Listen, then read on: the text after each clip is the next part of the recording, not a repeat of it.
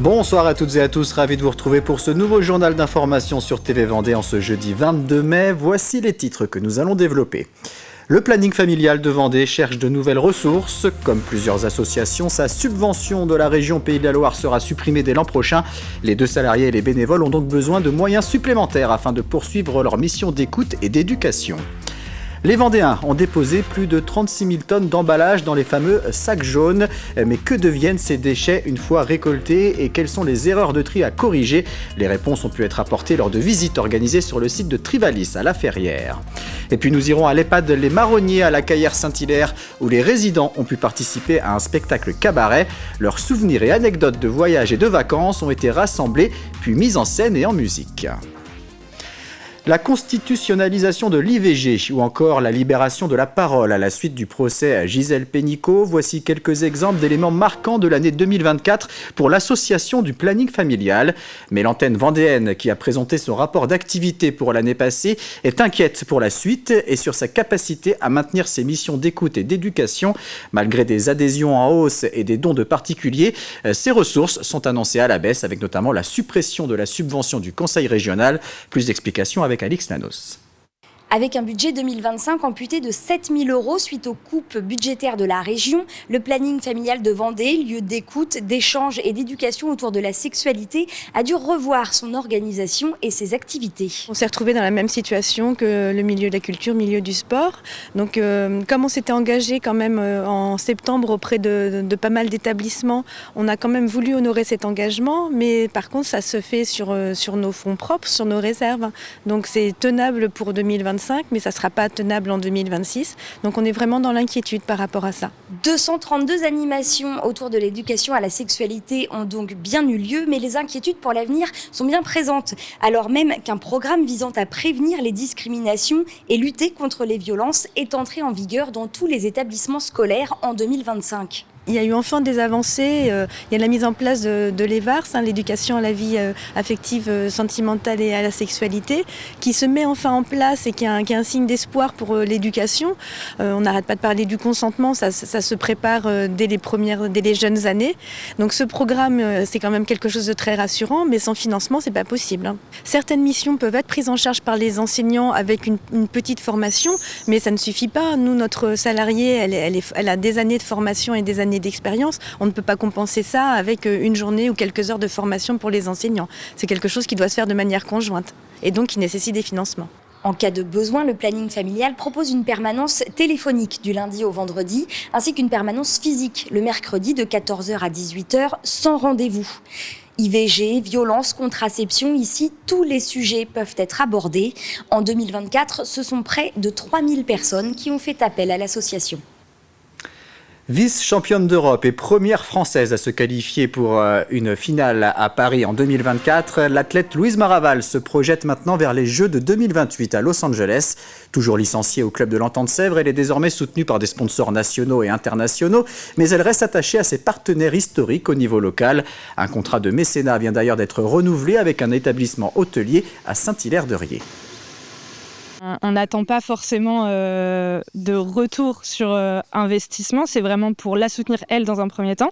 Ça permet qu'elle soit connue au niveau local, petite vendéenne montée à Paris, défendre le département et la France. Et Louise Maraval, c'est une fille qui est très simple, très accessible, qui a toujours le sourire et qui garde les mêmes valeurs même si elle évolue. Chouette, là justement, elle vient de nous dire que le but c'est de poursuivre ensemble parce qu'elle tient aussi à cette relation au niveau local et du fait qu'on ait cru en elle dès le début, ça avait parfois un sens encore plus fort qu'avec d'autres collaborations, donc c'est vraiment chouette. L'Hôtel Vendéenne, c'est un de mes partenaires depuis un certain moment maintenant et on est ici pour continuer cette collaboration et ce travail. C'est vrai qu'il m'accompagne depuis un moment, dès le début. À un moment où on ne savait pas forcément que j'allais avoir ces résultats et du coup, ça me fait toujours plaisir de revenir, d'échanger avec eux. C'est des gens que je commence à bien connaître maintenant et j'apprécie vraiment venir ici. Donc voilà, on est ici pour continuer cette collaboration. D'un point de vue sportif, le gros objectif, c'est forcément les Jeux en 2028. C'est un plus pour moi de pouvoir m'accompagner jusqu'en 2028 parce que c'est vrai que la situation d'athlète, tout va très vite, tout évolue très vite. Donc, pouvoir avoir la garantie d'être accompagné jusqu'à la prochaine Olympiade, pour moi, c'est un vrai plus d'avoir de la visibilité sur 3 ans, même 4 ans, on va dire. Donc ça, c'est vraiment un plus.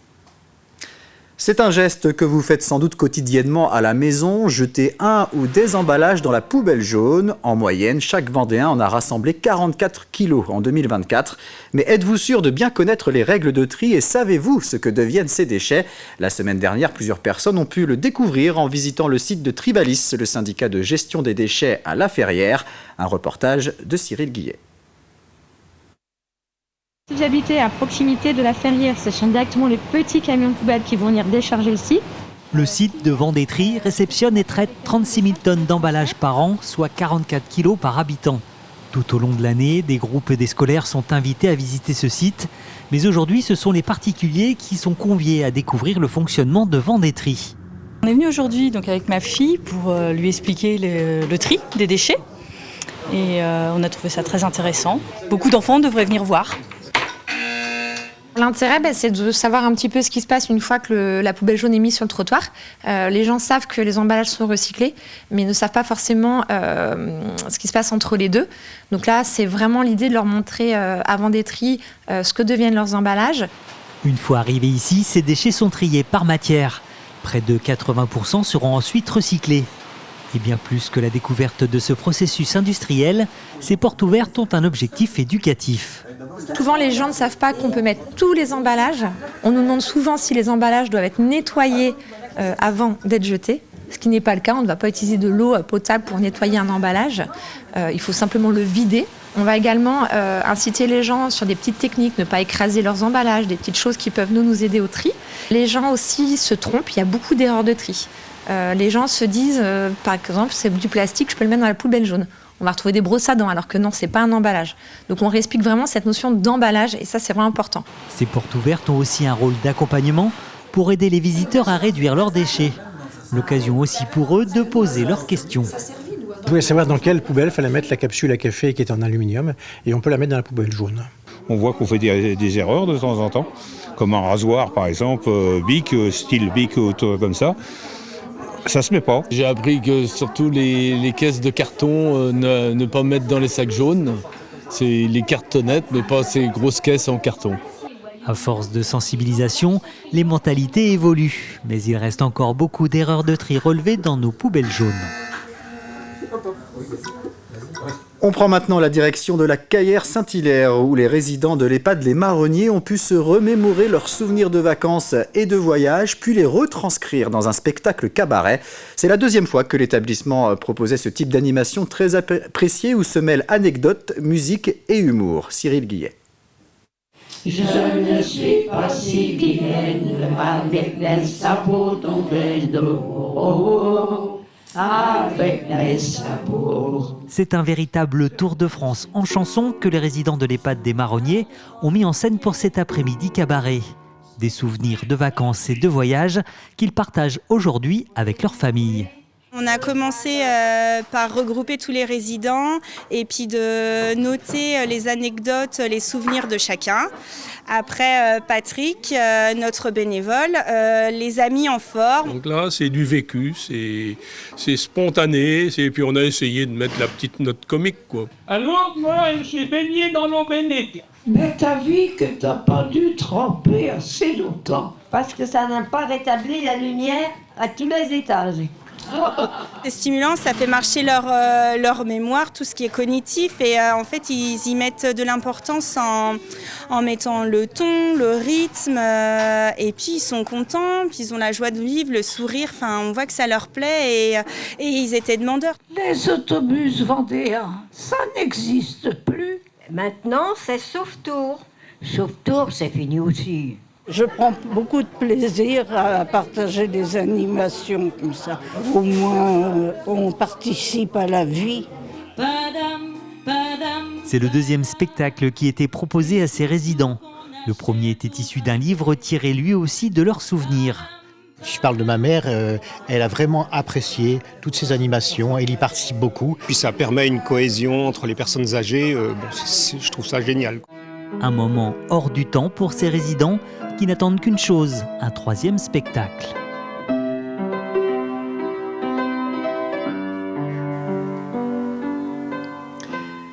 Il y a 50 ans, l'association Réau Festif était créée à Réaumur, un demi-siècle durant lequel des courses hippiques, des randonnées, des spectacles et diverses fêtes ont été organisées.